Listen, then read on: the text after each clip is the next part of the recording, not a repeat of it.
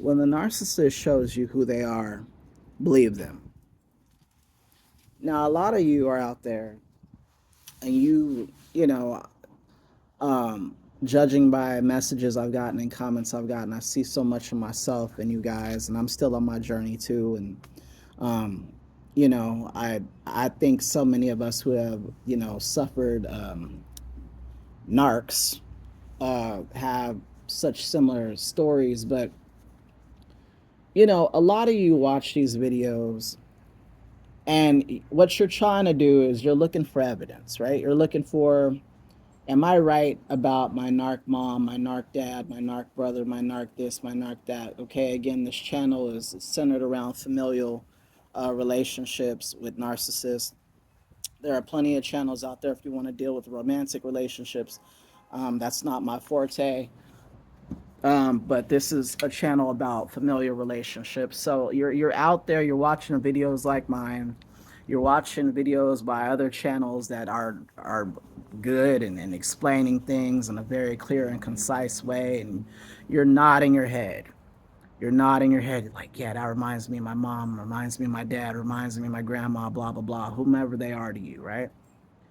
And you're watching these videos and you keep watching them and you keep hearing the same information over and over again. Why? Because narcissists always play from the same playbook, be they covert or overt, right? Whatever lane they're in, they're going to stick to that script, because these are people who essentially view everyone and everything around them as an object to serve them. So why would they change their approach? Um, so that's number one. So you're watching all these videos and you're like, yes, yes, and you're agreeing, and you're checking off boxes, and it's bringing up memories, and you're like, yes, yes. Yet you still keep in contact with this narcissist, and you still struggle with your own guilt at thinking that this person is possibly a narcissist. I'm here to tell you, when people show you who they are, believe them. Believe them. Okay, if you see a snake on the road, don't question whether that shit will bite you or not. It will absolutely bite you. It is a snake. That's what it's here to do, bite shit. Okay, so how much evidence are you going to have to compile before you accept that your instincts are correct and that you are a smart human being and that you have the ability to have pattern recognition? How many videos? What is the quota it's going to take for you to understand that you know what you're dealing with? That you've checked yourself, you've assessed yourself, you looked for your role in any kind of, you know, negative experiences with the narc, and you've looked at, did I clean up my side of the street of that? Was I the cause of that? Did I antagonize that? You looked at it, you've come to the conclusion that no, I was 6 years old, so really that's not really on me. We can all take advantage. We can all take ownership of our actions, and I believe in absolutely taking ownership of your actions, or else you will become a narc. That's just how I feel about it. It becomes too comfortable, I should say, to shrug off your responsibility. It becomes probably addictive to them, right? So I'm for absolute ownership, but I think a lot of you out there, particularly scapegoats, are pretty conscientious, and I think we look at ourselves, and I think that's why we were targeted in the first place, because the narc sees a light in us that they don't have, a light they may have had at one point, but through failing to accept ownership for their bad behavior, that light has since gone out, right? So, how long is it going to take until you trust yourself and you get this person out your life, or you greatly reduce your contact with them? I gave my mom a year of, can we talk? Can we talk? Can we talk?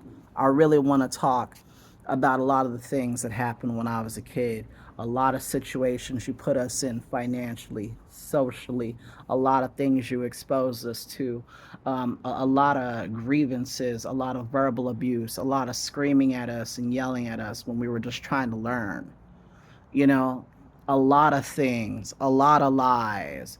Um, my brother losing access to his father, um, all based on lies, okay? Me being punished for my father passing away before I was born and me being born looking exactly like him. Okay?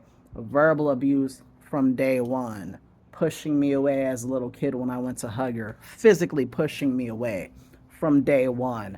Tried for a year. Let's talk about it. Let's talk about it. Didn't say, I want you on your knees and I want you to apologize or else.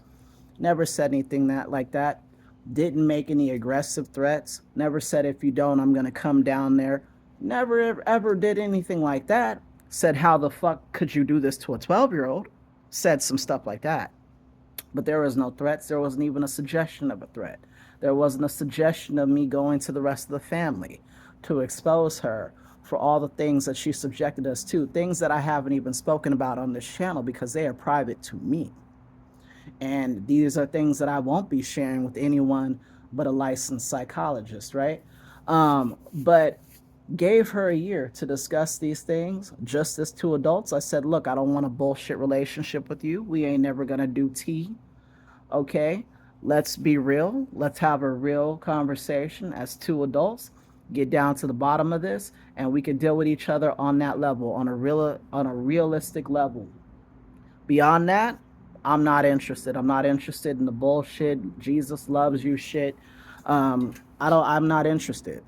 I'm not interested in hearing that from someone like you, right? What she did for a year was completely ignore my requests. Completely ignored my request. It would go something like, and of course I've done videos on this in the past. You could check out the old videos. It would be something like, hey, this happened when I was 12. This is really, really fucked up, and I really need to talk to you about it and understand what made you want to do that. What put you in that headspace? And she would respond with like, oh, your cousin Julius is here, and his front left tire is fucked up. And I'm like, what does that have to do with the price of tea in China? Explain to me what that has to do with the price of tea in China, what that has to do with anything I'm talking about, okay? What that was supposed to do, right? It was supposed to do a few things. One, evade the question, okay? I'm not answering that question. I don't do apologies. I don't do ownership or accountability for my behavior, okay? Two, it was meant to piss me off. And the pissing me off was meant to make me send a nasty text that could then be shown to the rest of the family as further proof that I'm the bad person, I'm in the wrong, all that. And thirdly, what it was meant to say was, I owe you nothing. I'll explain nothing to you. I run this. You don't run this. I'm the narc parent. You're nothing. Okay? So this is what was communicated to me. I decided to go no contact because I finally believed her.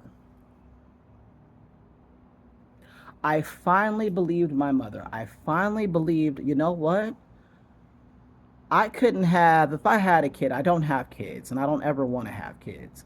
But if I did have kids and my kids sent me anything remotely as heinous as some of the stories that I referenced when I sent her the text asking her to talk, if my kid sent me something and he was like, you did this when I was 9 and it really fucked with me and it was traumatic and I need to know why. First of all, he wouldn't have had to send that to me because if I was the type of parent I'd like to be, I don't want to be a parent, but if I was going to be a parent, I'd like to be a good one. It would have been addressed prior to that. In fact, it would have never happened because I would have tried to control myself and not allow whatever stresses in my life or bullshit was happening in my life to affect the child. Because that's what a parent does. A parent shields the child away from those stresses until the child is old enough to deal with those stresses, or even better yet, the parent raises the child up to be so smart that they can avoid several stresses that a lack of being circumspect can produce, right?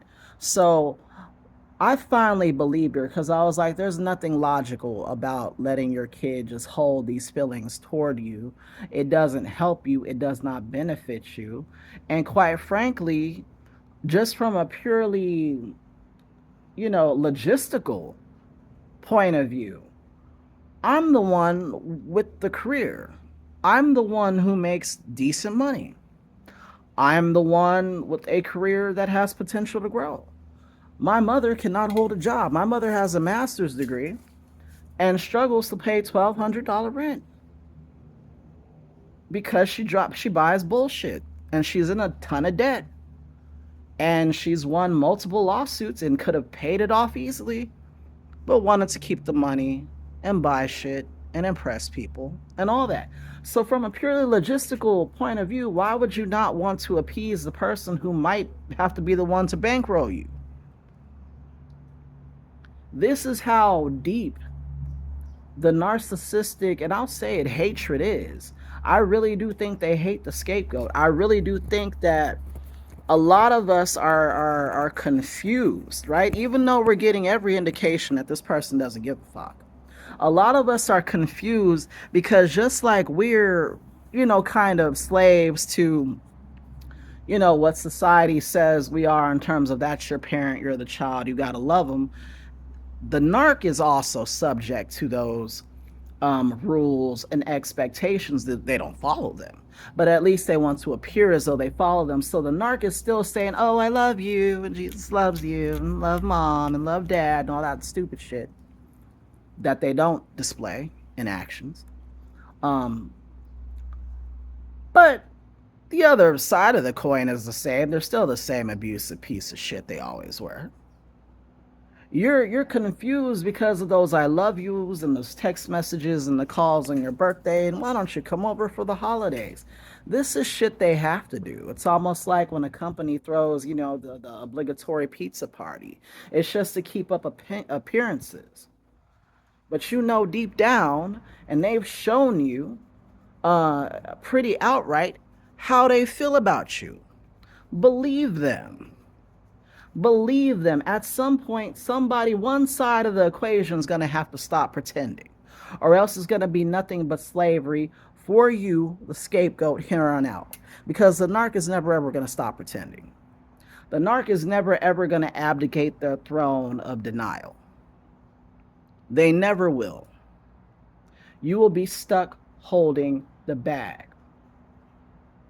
Now, I know the holidays just passed, and a lot of us have felt some sort of obligation to do whatever because of a day that, society and the government agrees on is a day of family togetherness, i.e., a day of making a lot of fucking money, right? Um, but don't be swayed by that. Whether it's December 25th or it's Thanksgiving or it's any other day, New Year's Eve, no matter what day it is, they have shown you enough for you to know that these people don't legitimately care about you, because care is reciprocal.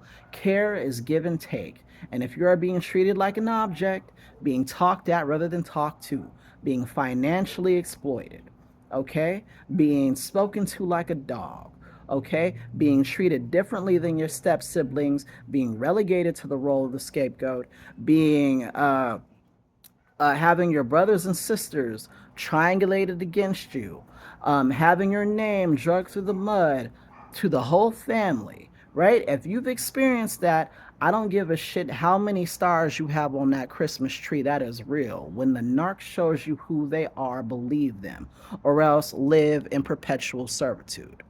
That's the bottom line.